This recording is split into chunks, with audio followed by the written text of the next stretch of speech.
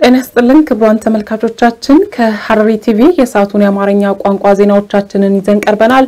ዜናዎቹን እየመራው ነው ያንቱ አመዳብራችሁ ቆይታ ማድረግ ይሆናል። በቅድሚያም ክልላዊ ዜናዎች በሐረሪ ክልል የኮሪደርና የቱሪስት መስህብ ስፍራ ልማቶች የጎብኚዎች ቁጥር እንዲጨምር ማስቻሉን የክልሉ ባህል ቱሪዝምና ቅርስ ቢሮ አስታወቀ። ባለፉት 9 ወራት የክልሉን የቱሪስት መስህብ ስፍራዎች ከጎበኙ ከ130 ሺህ በላይ የሀገር ውስጥና የውጪ ቱሪስቶች ከ136 ሚሊዮን ብር በላይ ገቢ መገኘቱ ተገልጿል። ሄኖክ ግርማ ተጨማሪ ያለው የሐረሪ ክልል የኮሪደርና የቱሪስት መስህብ ልማቶች የጎብኚዎችን ቁጥር እንዲጨምር ማድረጉን የክልሉ ባህል ቅርስና ቱሪዝም ቢሮ አስታወቀም። በክልሉ በተያዘው በጀት ዓመት ባለፉት 9 ወራት የክልሉን የቱሪስት መስህብ ስፍራዎችን ከጎበኙ ከ130 ሺህ በላይ የሀገር ውስጥና የውጭ ቱሪስቶች ከ136 ሚሊዮን ብር በላይ ገቢ መገኘቱ ተገልጿል። የቢሮ ኃላፊው አቶ ተወለደ አብዶሽ እንደገለጹት ቢሮ የክልሉ የቱሪዝም መስህብ ስፍራዎችን በማስተዋወቅና በማልማት የጎብኚዎች ቁጥር እንዲጨምር አድርጓል። የቱሪስት መስህቦች ልማት ከተካሄደባቸው መካከልም የዓለም አቀፍ ቅርስ በሆነው ጀጎልን ጨምሮ ሌሎች የኮሪደርና የመስህብ ስፍራዎችን የመንከባከብ የመጠበቅና ማስዋብ እንዲሁም ሌሎች የልማት ስራዎች ለጎብኚዎቹ ቁጥር መጨመር ጉልህ ሚና ማበርከታቸውን አመልክተዋል። እንዲሁም በተባበሩት መንግስታት የትምህርት የሳይንስና የባህል ድርጅት ዩኔስኮ በማይዳሰስ ቅርስነት የተመዘገበው የሸዋሊድ በዓል አከባበርም ለጎብኚዎች ቁጥር መጨመር ከፍተኛ አስተዋጽኦ ማበርከቱን ተናግረዋል።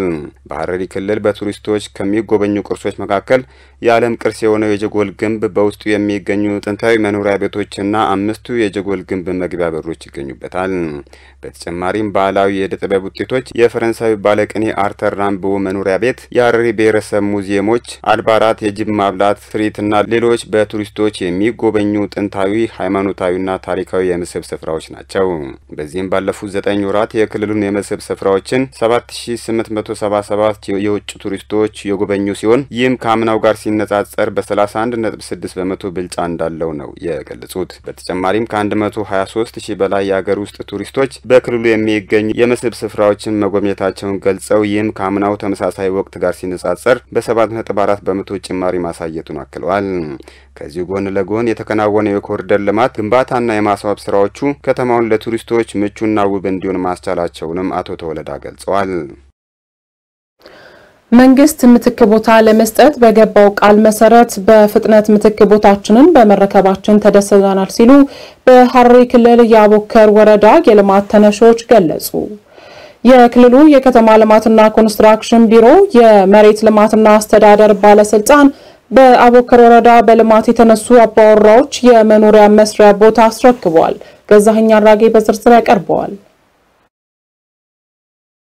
የሐረሪ ክልል የከተማ ልማትና ኮንስትራክሽን ቢሮ የመሬት ልማትና አስተዳደር ባለስልጣን በአቦከር ወረዳ በልማት የተነሱ አባወራዎችን የመኖሪያ መስሪያ ቦታ አስረክቧል።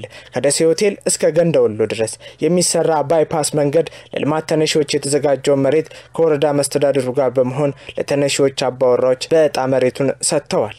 በርክክብ ስነ ስርዓቱ ላይ የሐረሪ ክልል ከተማ ልማትና ኮንስትራክሽን ቢሮ የመሬት ልማት ባለስልጣን ኃላፊ አቶ ጁኔድ ኑረዲንና የአቦከር ወረዳ ዋና አስተዳዳሪ አቶ ሱልጣን ሳኒ በመገኘት የመሬት ይዞታ አስረክበዋል። ምትክ ቦታዎችን የተረከቡት የልማት ተነሾቹ በበኩላቸው መንግስት ምትክ ቦታ ለመስጠት በገባው ቃል መሰረት በይዞታቸው ልክ በፍጥነት ምትክ ቦታዎችን በመረከባቸው ተደስተናል በማለት አስተያየታቸውን ገልጸዋል። በቀጣይም በልማት ቦታዎችን ለሚለቁ የልማት ተነሾች ምትክ መሬት ለመስጠት አስፈላጊው ዝግጅት እየተደረገ እንደሚገኝ ከከተማ ልማትና ኮንስትራክሽን ቢሮ የተገኘው መረጃ ይጠቁማል። ወጣቱ ትውልድ የአካባቢውን ሰላም በማስጠበቅ ለሀገራዊ ብልጽግና ስኬት በንቃት መሳተፍ እንዳለበት የሐረሪ ክልል ብልጽግና ፓርቲ ወጣቶች ክንፍ አስተባባሪ ኮሚቴ አመራሮች ገለጹ። የክልሉ ብልጽግና ፓርቲ ቅርንጫፍ ጽፈት ቤት ወጣቶች ክንፍ አስተባባሪ ኮሚቴ በተለያዩ አጀንዳዎች ላይ መክረዋል። ገዛኸኝ አራጌ ተጨማሪ ያለው የሐረሪ ክልል ብልጽግና ፓርቲ ቅርንጫፍ ጽፈት ቤት ወጣት ክንፍ አስተባባሪ ኮሚቴ በተለያዩ አጀንዳዎች ላይ መክሯል። አስተባባሪ ኮሚቴው በውይይቱ ወጣቱ ትውልድ የአካባቢውን ሰላም በማስጠበቅ የተጀመረውን ልማትና እድገት ለማሳለጥ ሀገራዊ ብልጽግናን እውን እንዲሆን ኃላፊነቱን በትጋት ሊወጣ እንደሚገባ ጥሪ አቀረበ። ዜጎች በሀገሪቱ ዘላቂ ሰላም እንዲመጣና ሀገራዊ ለውጥ እንዲጠናከር የድርሻውን ሊወጣ ይገባል። በተለይ ወጣቱ ትውልድ በመደመር መንፈስ ለሀገር ሰላምና ሁለንተናዊ እድገት መረጋገጥ ሌት ተቀን ለማስፈን እንዲተጋ ጥሪ አቅርበዋል። በተለይም ወጣቱ ትውልድ የሰላም አምባሳደር በመሆን የህዝቦችን አንድነትና ወንድማማችነትን በማጠናከር ሁሉም ለሀገር ግንባታ ኃላፊነቱን እንዲወጣ የበኩላቸው ሚና ሊጫወቱ ይገባል ብለዋል። የሐረር ከተማ ነዋሪዎች መካከል ለዘመናት የቆየውን ፍቅር፣ ሰላም፣ አብሮነት መገለጫ ይበልጥ ለማድመቅ የወጣቶች አስተዋጽኦ የጎላ መሆኑን ገልጸዋል። የክልሉ ወጣቶች የክልሉን መልካም እሴት ለመሸርሸር የተሳሳተና ከሐሰተኛ መረጃ ራሱን በማራቅ ለሀገር ሰላም የበኩሉን ኃላፊነት ሊወጣ እንደሚገባም አሳስበዋል። በተጨማሪም የተጀመረው ልማትና እድገት በተደራጀ አኳኋን ለማሳካት ሁሉም መረባረብ እንዳለበት አመላክተዋል። በሐረሪ ክልል ዘመኑ የደረሰበትን ቴክኖሎጂ ተግባራዊ በማድረግ ፈጣን ምላሽ ለመስጠት በትኩረት እየተሰራ እንደሚገኝ የክልሉ ፖሊስ ኮሚሽን አስታወቀ። በክልሉ ወጣቶች ስብዕና ልማት ማዕከል አማካኝነት የተጀመረው የወጣቶች እርስ በርስ ውይይት ከየት ወዴት በሚል መሪ ቃል ውይይት ካደረጉ በኋላ እየተሰሩ ያሉ የልማት ስራዎችን ተዘዋውሮ ጎብኝተዋል። አብስራ አሰግድ በዝርዝር ታቀርባለች።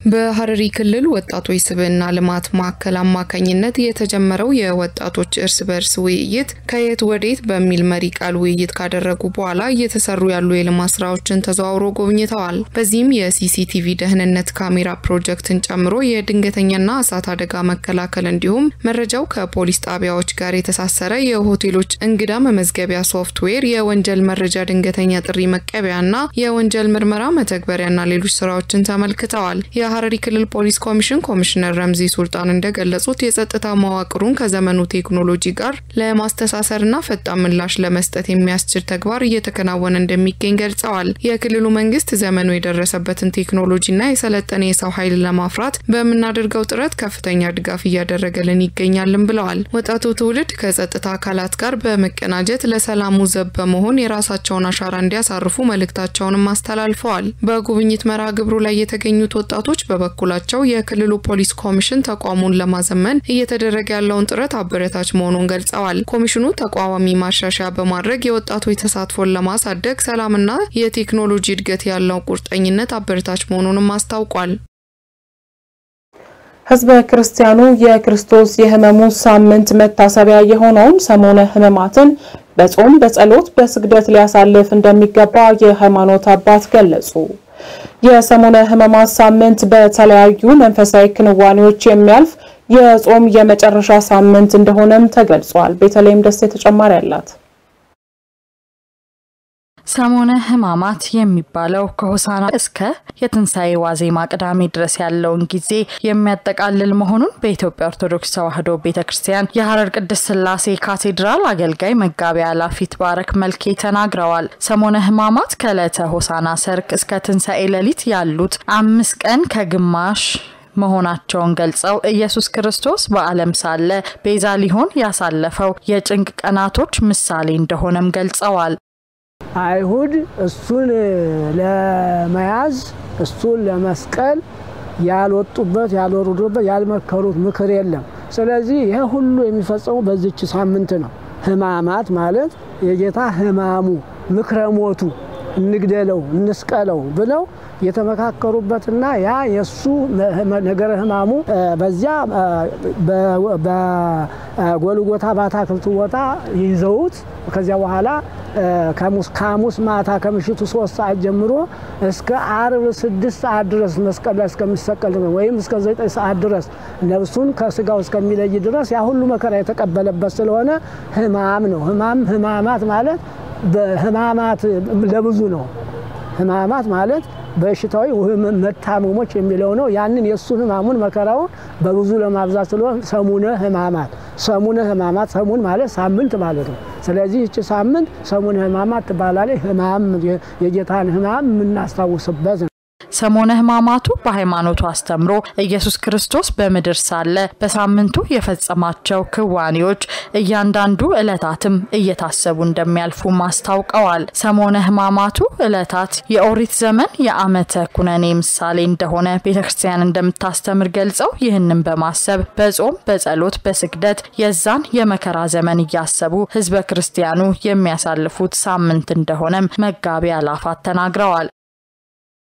ሰሞነ ህማማት የኦሪት ምሳሌ የጨለማ ዘመን ነው ተብሎ በዚህ በህማማቱ ቅዳሴ አይቀደስም። ጥቁር ነው የሚለበሰው በቤተክርስቲያን መጻሕፍት የቤተክርስቲያን መጻሕፍት ሁሉ ስለ ሕማሙ የሚያወሱት መጻሕፍቶች ያችን ሰሙናን በሙሉ ሲነበብ ይውላል፣ ሲሰገድ ይውላል። ኪርያላይሶን እየተባለ በጸሎት በስግደት ይዋላል። ስለዚህ ያ የጨለማው የኦሪቱ ዘመን ስለሆነ ቅዳሴ አይቀደስም፣ መስቀል መሳለም የለም፣ እግዚአብሔር ይፍታ አይባልም።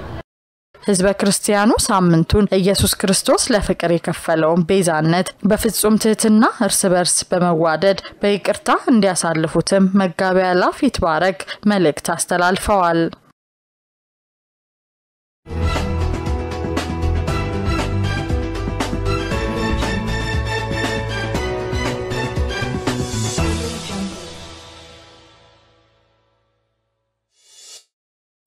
ክቡራን ተመልካቾቻችን ከሐረሪ ቲቪ ዜናዎቻችን ወደ እናንተ መድረሳቸው እንደቀጠሉ ናቸው። ወደ ሀገር አቀፍ ዘገባዎች ስናልፍ ሀገራዊ የብልጽግና ግባችንና ዓመታዊ እቅዶቻችንን ለማሳካት ተቋማት ቀን ከሌት ሊተጉ ይገባል ሲሉ ምክትል ጠቅላይ ሚኒስትር ተመስገን ጥሩነህ አሳሰቡ። በሌላ ዜና የኢትዮጵያ የባህር በር ጉዳይ በዓለም አቀፍ ደረጃ የተሻለ ተቀባይነት እንዲያገኝ ማድረግ መቻሉን የውጭ ጉዳይ ሚኒስትር ዶክተር ጌዲዮን ጢሞቴዎስ ገለጹ። እነዚህንና መሰል ሀገር አቀፍ ዘገባዎችን ሌኒሽ መልስ በተከታይነት ታቀርባለች። ሀገራዊ የብልጽግና ግባችንንና ዓመታዊ እቅዶቻችንን ለማሳካት ተቋማት ቀን ከሌት ሊተጉ ይገባል ሲሉ ምክትል ጠቅላይ ሚኒስትር ተመስገን ጥሩነህ አሳስበዋል። ምክትል ጠቅላይ ሚኒስትሩ የ2017 በጀት ዓመት የ9 ወራት ዋና የማክሮ ኢኮኖሚ የዘርፎች እቅድ አፈጻጸም ከፌዴራል ተቋማት የሥራ ኃላፊዎች ጋር መገምገም መጀመሩን ተናግረዋል። በግምገማው በ100 ቀናት የትኩረት ማዕከል የሆኑ ዋና ተግባራት፣ የተገኙ ውጤቶችን፣ የታዩ ክፍተቶችንና የትኩረት አቅጣጫዎችን ከተቋማቱ የሥራ ኃላፊዎች ጋር በጋራ እናያለን ብለዋል። የዘርፎቹ አፈጻጸም የላቀ ነው ያሉት ምክትል ጠቅላይ ሚኒስትር ተመስገን እነዚህ ድሎቻችን እንደ መንግስት የመፈጸም አቅማችንን ማሳያዎች ናቸው ሲሉም ገልጸዋል። በመሆኑም በቀሪ ወራት መፈጸም ያለባቸውን ተግባራት በመለየት በአመቱ ለማሳካት የተያዙ ትልሞችን በተሟላ መልኩ ለመፈጸም ሁሉም አካላት በትኩረት እንዲሰሩ አሳስበዋል።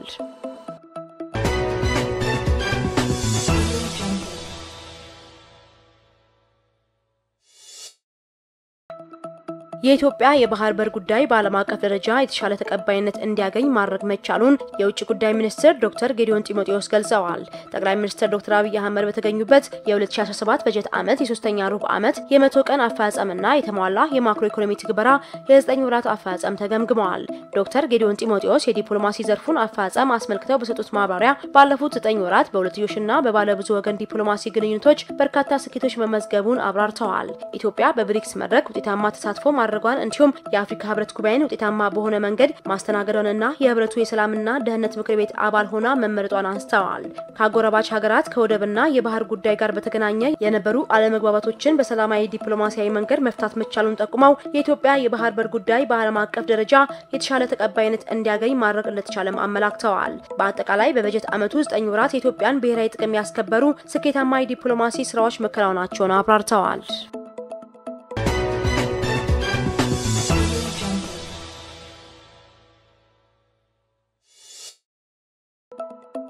በበጀት ዓመቱ 9 ወራት በማክሮ ኢኮኖሚ ማሻሻያው የተመዘገበው ስኬት ለስራ ዕድል ፈጠራ ከፍተኛ አስተዋጽኦ አበርክቷል ሲሉ የስራና ክህሎት ሚኒስትር ሙፈሪያት ካሚል ገልጸዋል። የስራና ክህሎት ሚኒስትር የአፈጻጸም ሪፖርትን ያቀረቡት ወይዘሮ ሙፈሪያት ካሚል ባለፉት 9 ወራት እንደ ሀገር በርካታ ስኬቶች መመዝገባቸውን ጠቅሰው በሚኒስቴሩም ዘርፈ ብዙ ስራዎች ተከናውነዋል ብለዋል።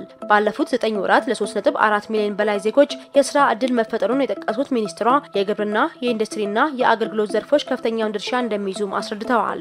ዲጂታል ስራን በማጠናከር 344,000 ለሚሆኑ ዜጎች የውጭ ሀገር ስራ ዕድል መፈጠሩን ጠቁመው በኮደርስ ኢኒሺዬቲቭ 45,000 ዜጎችን የዲጂታል ስራዎች ተጠቃሚ ማድረግ መቻሉን አመላክተዋል። በተጨማሪም ከ1.2 ሚሊዮን በላይ ለሚሆኑ ዜጎች የስራ ዕድል ፈጠራ ስልጠናዎችን በመስጠት በአካባቢያቸው ያለውን ጸጋ እንዲመለከቱ ማድረግ መቻሉን አስገንዝበዋል። በልምድ ሲሰሩ ለነበሩ ሙያ ፈጣሪዎች ሚኒስቴሩ እውቅና መስጠት መጀመሩንና በበጀት ዓመቱ መጨረሻ 80,000 የልምድ ባለሙያዎችን እውቅና ለመስጠት መታቀዱንም ገልጸዋል።